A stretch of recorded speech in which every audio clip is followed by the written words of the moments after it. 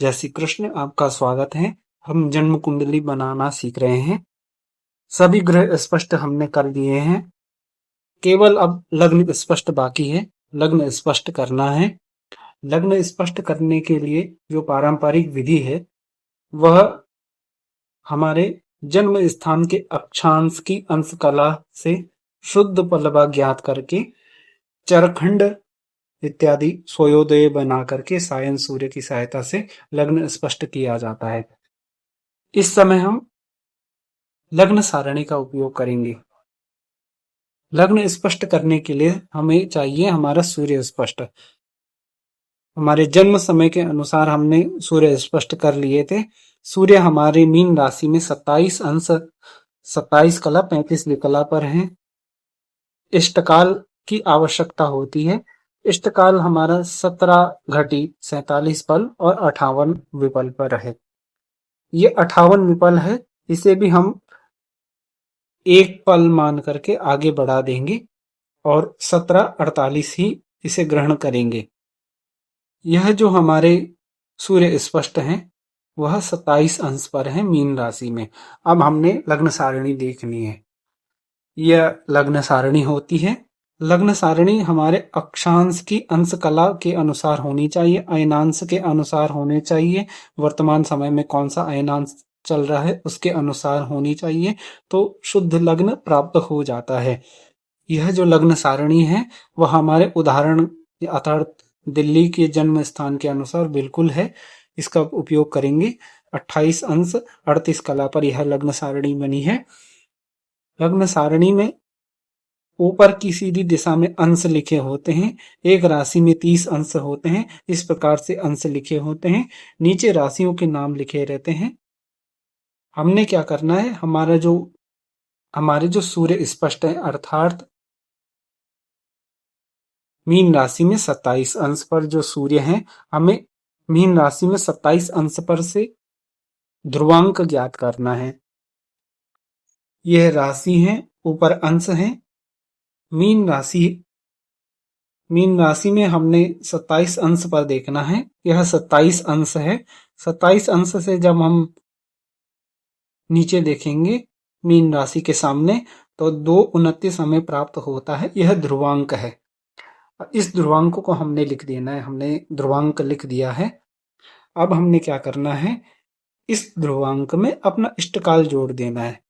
इष्टकाल हम जोड़ देंगे। हमारा इष्टकाल 1748 है। 9 और 8 17 का 7 हासिल 1, 4 और 2 6 और 1 हासिल 4 और 2 6 हासिल 1 77 हो जाएगा। 77 नहीं लिख सकते हैं, यहाँ पर 59 से अधिक नहीं होना चाहिए। 59 से अधिक है तो आप उसे आगे 60 घटा करके आगे लिख सकते हैं। 77 में से 60 घटाएंगे, 7 का 7, 7 में से 6 घटाएंगे 1 17। हमने 17 लिख दिया है और 1 हमने आगे बढ़ाना है, तो हमने 1 घटी आगे बढ़ा देनी है। 7 और 2 9 और 1 हासिल 10, 10 का 0 हासिल 1 और 1 में हमने 1 हासिल जोड़ देना है।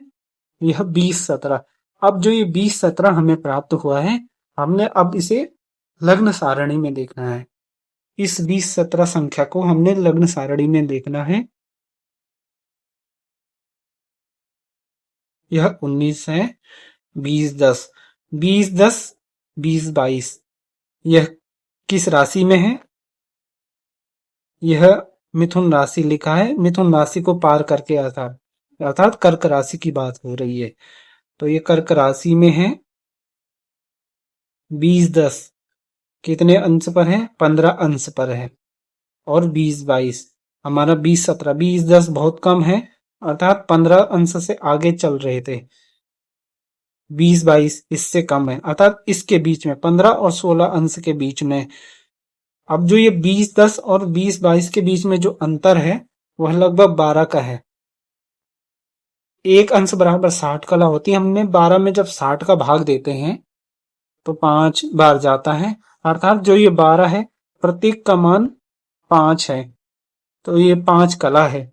इस तरह से हम देखेंगे हमारा जो 20 17 है वह लगभग 20 10 से गिनेंगे तो 11, 12, 13, 14, 15, 16, 17, 17 पे हमारा लग्न स्पष्ट है।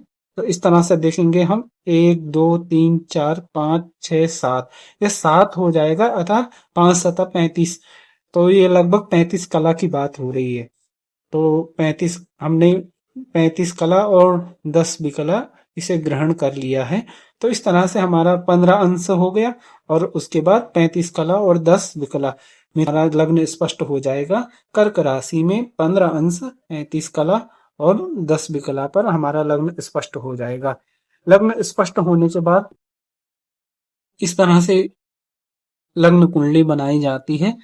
पूर्व क्षितिज पर जो राशि उदित होती हुई दिखती है उसे लग्न कहते हैं। कर्क राशि का लग्न है तो 4 संख्या हम तन भाव में लिख देंगे। जो हमारे ग्रह स्पष्ट हैं उन्हें भी यथा स्थान बैठा देंगे। तो इस तरह से हमारा लग्न चक्र बन जाएगा। चंद्र कुंडली कैसे बनती है? चंद्र से हम देखेंगे तो वह चंद्र कुंडली बन जाएगी। सूर्य कुंडली कैसे बनती है? सूर्य से जब हम गिनेंगे तो सूर्य कुंडली बन जाएगी। गिना कैसे जाता है? इस प्रकार से 4, 5, 6 आगे की तरफ, 6, 7, 8। तो इस तरह से अगर हम इस 6 को लग्न में रखेंगे और उसमें पूरे ग्रह ज्यों के त्यों बैठा देंगे तो वह चंद्र कुंडली बन जाएगी। अगर हम इस 12 को यहाँ लिखेंगे और सूर्य देव को भी यहाँ बैठाएंगे, सारे ग्रहों को यथा स्थान यथा राशि में बैठा देंगे तो वह सूर्य कुंडली बन जाएगी। सारणी की सहायता से लग्न स्पष्ट कर दिया। लग्न सारणी का प्रयोग करने के लिए सबसे जरूरी बात यह है कि वह सारणी आपके जन्म स्थान के अक्षांश के अंश कला के अनुसार हो, अयनांश के अनुसार हो, तो आपको शुद्ध लग्न प्राप्त हो जाएगा। तो इस प्रकार आप बड़ी आसानी से लग्न स्पष्ट करना सीख सकते हैं, लग्न स्पष्ट ज्ञात कर देंगे। आप इसका अभ्यास कीजिएगा। हमारी सारी वीडियो प्लेलिस्ट पर उपलब्ध है।